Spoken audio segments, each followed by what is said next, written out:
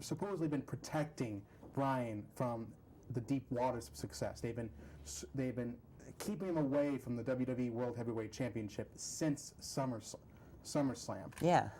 And it's all come to a boil, and it came to a boiling point this past Monday, where Bryan realized that just with all his little sit-ins and claiming that he was not going to leave the ring, he didn't leave the ring, but this time he brought some company along. Oh, not just that, but a whole stinking army with him, which it was still, I even couldn't believe it. I'm like, what? Like, okay, and it still cracked me up that, and like I said, Daniel Bryan would not take no for an answer, and then the pressure finally came in to Triple H. He finally said yes, but there's one more stipulation which you did predict. I did call this that Bryan wouldn't just want a match with Triple H. Now, you see, Bryan did not forget the number of times that he's been protected from the WWE World Heavyweight Championship by Triple H and the Authority. Yeah, which is a bunch of crap, honestly.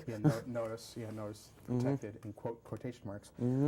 So Bryan put a little addendum onto that match, that if he beats Triple H in their match at WrestleMania, he will be inserted into the WWE World Heavyweight Championship match with the champion Randy Orton and the winner of the Royal Rumble, Batista, making a triple threat match. Right, and if those who did keep tabs with Raw, you could see how frustrated Triple H was, and he finally caved in.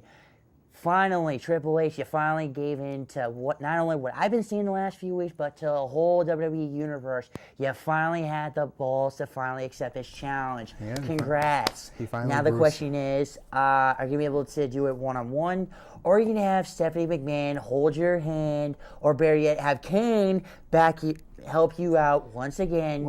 And yeah, so be a man, do it one-on-one, and just be a man about it. Quit griping and looping around through it. Come on. Well, seriously. I mean, he came out on SmackDown this past week. I mean, again claiming that he's been protecting Bryan all this time, that he didn't want to stop the yes movement. He was doing what was best for business, that while he was keeping Bryan out of the title picture, he was keeping him in the thick of things.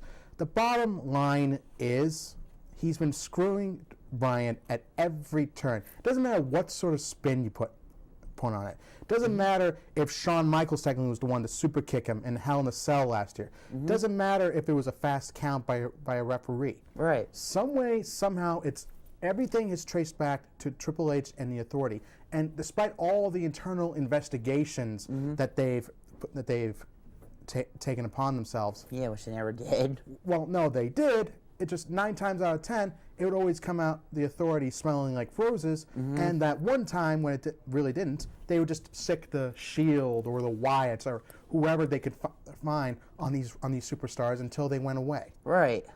So, I mean, but now Triple H doesn't have that. He's fully come out and admitted he wants to put Bryan down for good. He wants to put the yes movement down for good, and we're going to see if that happens. Right. And I think this has ultimately changed WrestleMania for the better, because, I mean, coming up to it, and I'm sorry to say this to anyone who actually are fans of Orton or Batista.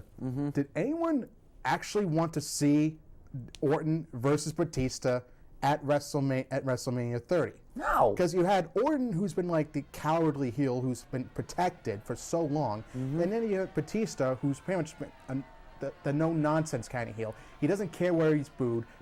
He's like the antithesis of John Cena. Yeah. He doesn't care where he's booed. Doesn't care whether he's cheered. He's just going to come back and make money. He's just going to come back and win championships because that's what he does. Because he's a man. Right. He's basically like an anti-John Cena almost. Right. He doesn't believe that any of these 190-pound fantasy people should be where he is right now. He doesn't believe that guys like Bryan or formerly CM Punk should be where he once was.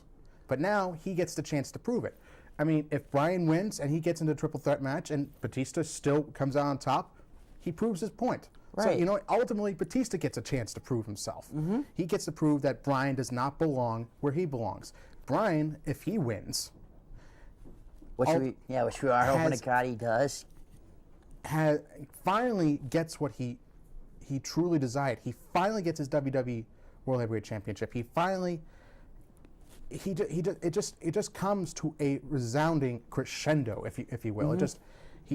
His story finally reaches its climax. Exactly, and yeah, and like you said before, since Randy Orton has been the WWE World Heavyweight Champion, he's always had some kind of a backup way to get out of it. He's never won it fairly right down the middle. And every time that Bryan and him have gone one-on-one, guess what? He's won. Bryan has beat him again and again and again and again in tag team matches, in singles matches. I mean, he had him. Let's face facts. He had him dead to rights in the Elimination Chamber before Kane knocked his lights out. Yeah, and it still kind of baffles me. I mean, come on, man. I mean, I get it.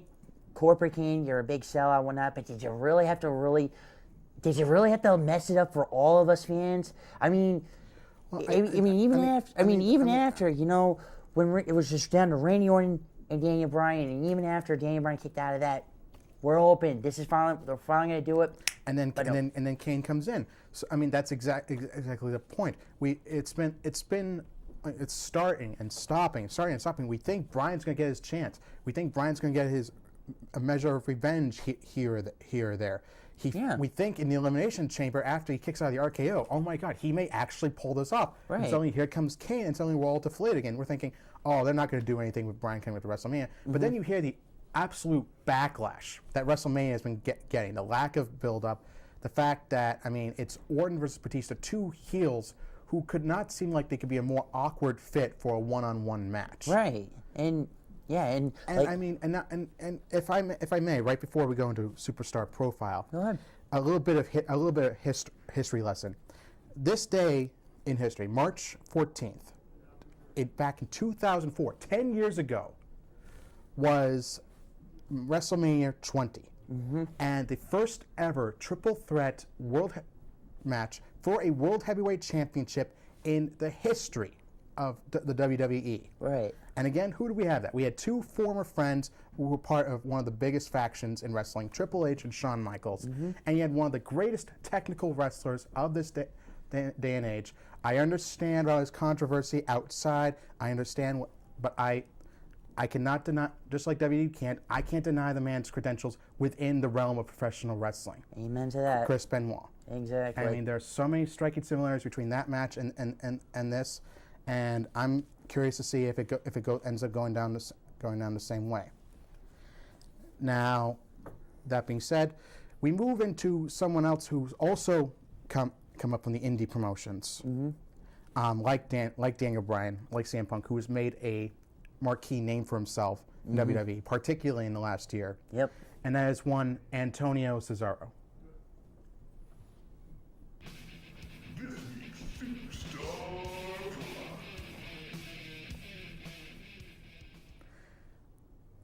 Yes, Antonio Cesaro, as some of you indie fans may know him as Claudio Castagnoli, coming up in the independents, in Pro Wrestling Noah, in Kenta, in Chikara, in Ring of Honor, several renowned indie promotions. But really, as with Bryan, as with Punk, Cesaro has really made his mark in the WWE in the last few years. A former United States champion, one of the longest reigning in recent, if I'm not mistaken, in recent memory. Part of the Real Americans tag team, managed by Zeb Coulter, alongside the Real American Jack Swagger. And they're a pretty effective, brutal tag team, as you can imagine. Oh yeah, but absolutely. Really, what sets Cesaro apart is just his brute strength. I mean, he was originally brought up to WWE as a disgraced rugby player, but that part of his character was sort of shuffled into the background, and pretty much just his pure strength was his character. Oh yeah, I mean, absolutely. if you've seen this guy, I mean, you saw the photo. He doesn't look as defined as, say, a John Cena or a Randy Orton, but I mean, if you look up Antonio Cesaro, one of the first things you're going to see is videos of him showing off his immense strength. You can see him lifting up men like 300, 400 pounds heavy. Right. Guys like Brodus Clay, like the great Khali. Titus O'Neil. Like Titus O'Neil for uppercuts, for one of his signature moves, the giant swing, a move which we haven't seen in professional wrestling in years. I know. I mean, and also not to mention too, this guy is like, mind you though, that the swing usually it's like maybe like 1 or 2, 3, whatever, but this guy, no joke though, I believe it was at the Elimination Chamber. He did this over 20 times. 20 times. That even shocked me. I mean, holy moly! This wasn't just a regular guy he was swinging. This was John Cena, and John Cena is a pretty well set guy himself, 240 pounds. So you have someone like Cesaro swinging around 20 times, and it's just a sight to see. Yeah, and not to mention their one-on-one match on Raw a few weeks ago. He deadlifted superplexed John Cena. Normally a superplex is done from the top turnbuckle in one of the corners of the ring. Right. From the ring apron, where the mat and the ring curtain meet. From the ring apron, he deadlifted superplexed John Cena into the ring. It was an unbelievable sight. You couldn't believe this. I couldn't believe this. My jaw dropped. And so, while Cesaro has been an integral part of the Real Americans, as like I said, as one of the more effective tag teams this past year. Yep. In his one-on-one matches with John Cena, with the WWE World Heavyweight Championship champion Randy Orton, we have seen a remarkable individual. Right. Who's, I mean, he's called the Swiss Superman for a reason. The guy just tosses. He gut wrenches them. He suplexes them. He lifts them up for uppercuts. The uppercut he can deliver from anywhere. Pretty much. I think he is definitely a future main eventer. He's going to be. I mean, he's already proven that. And I think we're going to see Cesaro as a cornerstone of the WWE for a long time to come. I think he's going to be. I predict him to be a world champion within the next year or so. Oh yeah, I mean, I agree. I agree with you. I mean, this, like I said, like you said, man, he's pulled moves off guys that are like super heavyweights for Pete's sake. No one's, and plus this guy is like making history, like doing like the swing, which it's been ancient since anybody's seen that, and just like it, and also the uppercut, which is it's very similar to the RKO. That can be like nailed anywhere. Basically, with this move, anytime, anywhere, you could be, heck, you could be on the top turnbuckle though, trying to go for a move, boom, nails you, and you're out. Now, even though there have been some discrepancies, some dissension between him and Jack Swagger, I mean, they're both in this Andre the Giant Battle Royal coming up for WrestleMania. Yeah. And hopefully, we might potentially see a split there. You never know. That remains to be seen. Right. But moving on from that, we have a new segment. We have a new segment today. Questions from the wrestling audience. We have some friends of ours that came in today. Have some, of course, some wrestling related questions they would like to pose to us. My question for today is... actually, would you like to introduce yourself to the audience? Yes, ladies and gentlemen, my name is Julian Warren. I am a good friend to Zach Minkus, and my question for today is, who would you think would win the WWE World Heavyweight Championship match? You mean at WrestleMania? Yes. Now, I mean, when it was originally just Batista versus Orton, I mean, you really couldn't make that prediction. Right. I mean, really, if Bryan was going to be feuding with either of these guys, I mean, really, like again, it was a coin toss. But now that the potential for Bryan to actually be in the World Heavyweight Championship match, which kind of seems like a given now, because I mean, come on, they wouldn't go so far to make the match with Triple H and add in the stipulation if Bryan wasn't going to win. So, in the likelihood that we see Bryan in the championship match, I gotta say, I'd say Bryan has his moment. Right. He has his big WrestleMania main event moment. Amen to that. And my other question is, do you think Daniel Bryan is the next Chris Benoit?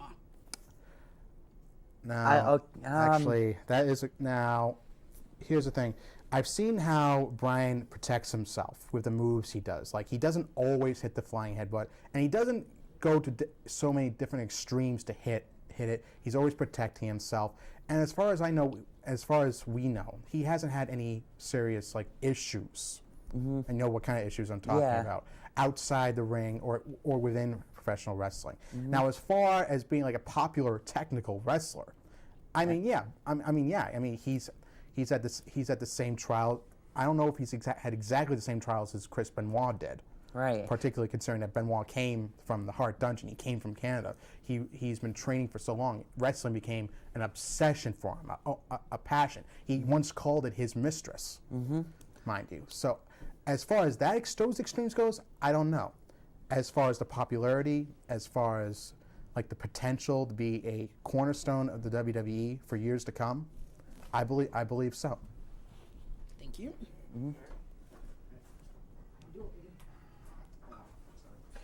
Hi, my name's Rory Dre. I am a diehard ECW fanatic. Love wrestling. Basically, wrestling is what I want to do. And I'm trying to think of the question right now. I can't think. Damn. Take your time. Maybe you have a statement, comment? No. I've done wrestling in the past with my friends. I've had several stage names. One is a combination of my first and last name, which is Ori Dre, and if you take out all the rest of the name, it was Overdose. Okay. I've also used the stage name of Saint Jimmy because besides being a ICP fan, I'm also a huge Green Day fan. All right. What would you say your favorite ECW feud was? Wow. Oof. This would be a question more for our friend Rob. Oh, he, yeah, he was absolutely. he was a huge he's a huge ECW fanatic, but not much like yourself. I mean, the only one I can think of off the top of my head, Actually, the one I have to say is Raven versus Tommy Dreamer. oh, Because for so long you wanted Dreamer to finally get that win over Raven. That freedom bringing win. Just so he could put it behind him. But it was just such a personal, brutal, bloody rivalry, even by ECW standards. And just when he finally got that pinfall victory over Raven, I loved it. I was ecstatic. I actually stood up and applauded because I wanted Dreamer to get that win so bad. He finally did after all that time. I think it was it was a release for him. It was finally got this all out of his system. I mean, of course, we had the chair shot heard around the world inside that steel cage, just Raven handcuffed. Dreamer finally gets all this revenge out of his system with that one big swing of the chair. And I think, again, like I said, chair shot heard around the world. That's all that I think needs to be said. And the other question is, what do you think will happen in the future with the Wyatts versus Shield? Well, I really don't know, honestly. I mean, because, I don't really see much of, that rivalry really going on. I mean, yes, they had one heck of a match at the Elimination Chamber. They even had a great rematch on Raw the week after. Right. But here's the problem: the Wyatts won both times. Right. So I mean, don't get me wrong. I as much as I love Shield 6-man tag team matches, don't get me wrong. The bottom line is, I mean, when was the last time you saw them lose to another faction twice in a row? Never. Aside from the Rhodes brothers, I mean, when have you seen them lose to a tag team twice in a row? So I mean, the bottom line is, I think for the most part, the feud's kind of been set on the back burner. I mean, now you've kind of got this odd scenario with the Shield, kind of like rebelling against the authority. Right, and then not to mention like the possible, like how they're kind of struggling here and there. I mean, they had the Shield Summit this past Friday, but which honestly, that wasn't really much of anything. Honestly, it felt like I was like being, Not that I'm a drinker or anything. I but I feel like I was like back. I feel like I was at a rehab thing basically, or I'm sorry, or an AA thing or something maybe. I felt like we were teased for so long with the dissension of the Shield. Like we're going to have this, when we were going to have Ambrose possibly defending his U.S. championship against Reigns and Rollins, or even just a one-on-one match with him and Reigns with Rollins as the special guest referee, since he had been the peacekeeper for so long. And yet now it doesn't. And now for some reason, we're kind of right back where we started, with the Shield seemingly being unified. Yeah. So unless they do some serious, WrestleMania is 3 weeks away. Unless we have a serious pull here, I don't see how they can they can pull this off with the Shield collapsing and feuding with each other come WrestleMania. I really don't. Because trust me, they're too good for a battle royal. They need to have some sort of match between them, involving them, or maybe even another tag team, or maybe even as part of a tag team match with the tag team titles. I don't know, but something needs to happen with the Shield in the next couple of weeks. Exactly. I completely agree. All right. Thank you for your time, man. All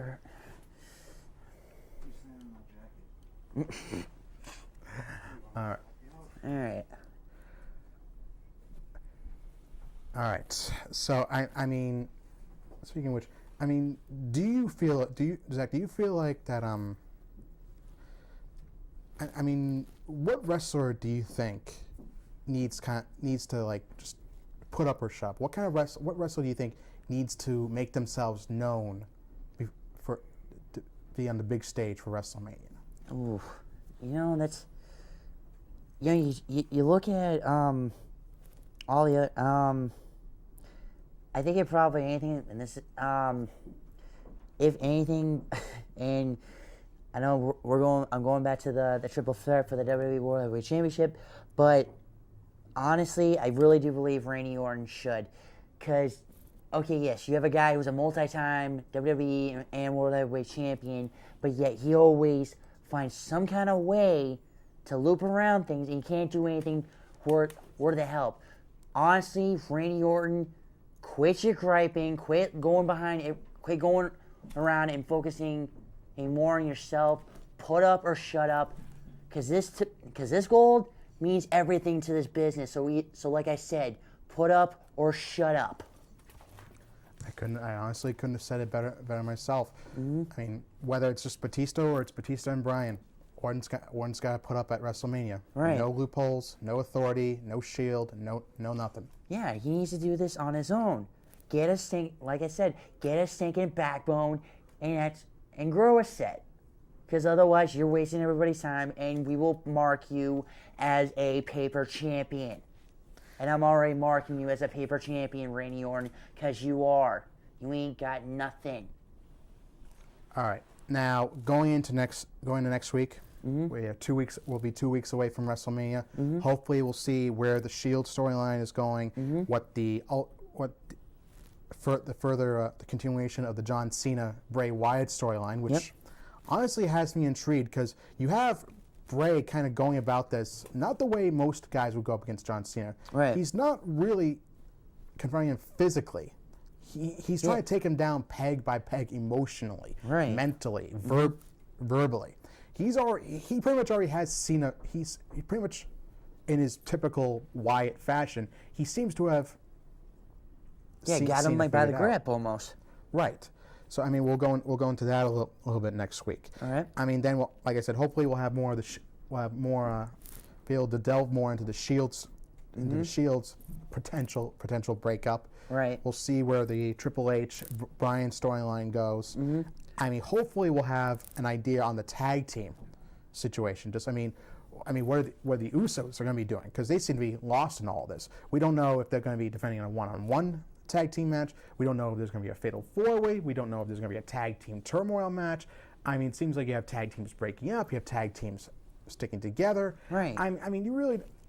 We once had a burgeoning tag team division, which now seems to kind of be in flux, because now, even though you have young guns as the champions in the Usos, right. You still have the new age, you still have the part-timers, the new age outlaws. Yep. I mean, you have the Real Americans. You have Cody Rhodes and Goldust. You have potentially Rowan and Harper of the Wyatt family. Not to mention Ryback. Ryback and Curtis Axel. I mean, yeah, who's to say that the Andre the Giant Memorial Battle Royal is going to be the only thing that these guys are doing? Right. For all we know, we still yet to have a tag team championship match or U.S. title match or even an Intercontinental Championship match set for WrestleMania. So you have to think that they have to start building up for this in the next week, and hopefully we see that in the next 2 weeks. Otherwise, it's basically going to be like a boring WrestleMania. I mean, and this is supposed to be a WrestleMania in New Orleans. Yeah, not to mention 30 years in the making. And honestly, if they do something as boring as heck as introducing someone like, it's even toxic for me to even mention it, Pete Rose, which we all know his history about, 3 WrestleManias in a row, and he gets 2 pile drivers by Kane, and then the stink fake by Rikishi. Thank you guys for doing that, but I'm not thinking Kane. Yeah. Trust me. I think they need to tone down on the celebrity segments. For I know WrestleMania. it's just ridiculous, honestly. Yeah, you almost forgot the Taker versus Brock Lesnar. I actually did. I mean, and we'll go more into that. But I mean, this past week with Heyman, believe me, folks, I don't know if I mentioned this before. Paul Heyman is one of the best promo guys, if not the best, in the world today. Yeah, that's amazing. I mean, essentially, he can promote a storyline by himself. He pretty much did that with Punk leading up to SummerSlam, Punk versus Lesnar last year. Yep. And now he's doing it again with Undertaker versus Lesnar, building up to WrestleMania. Right. Pretty much just have him and Undertaker have a verbal sparring match for the next couple of weeks. There's your build-up for the match. Right. Trust me, Lesnar is a physical presence. Heyman is the verbal presence. He is the voice of the Beast incarnate. Right. Lesnar goes out and does what he does. Heyman tells you what Lesnar is going to go out and do. Right, and every time he does that, and then to interject with that, you also have him, Brock Lesnar, going up against Shawn Michaels. I don't care for those who are fans of Shawn Michaels, though. The Undertaker is Mr. WrestleMania, 21-0, a streak that will never be repeated. Of course, once I'm around, that's gonna change. And trust me, this title will be around for a long time when I'm champ. We'll see. But yeah, and just an early prediction, Taker is gonna win. No one can kill the streak. My prediction, 22-0. That's a bold prediction and a pretty good one. We will in the next couple of weeks, we will be making predictions, building up to WrestleMania as more matches are made known.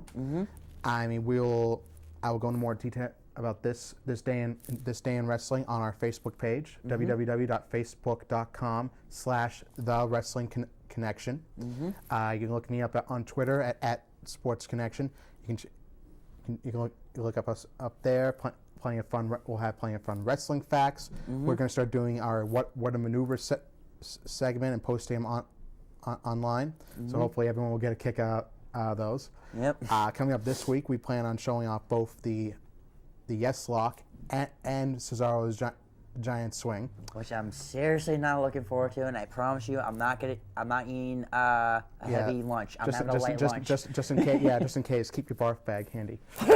Yeah, right. So, ladies and gentlemen, thank you for joining us today. You have yourself a happy St. Patrick's Day, and stay connected.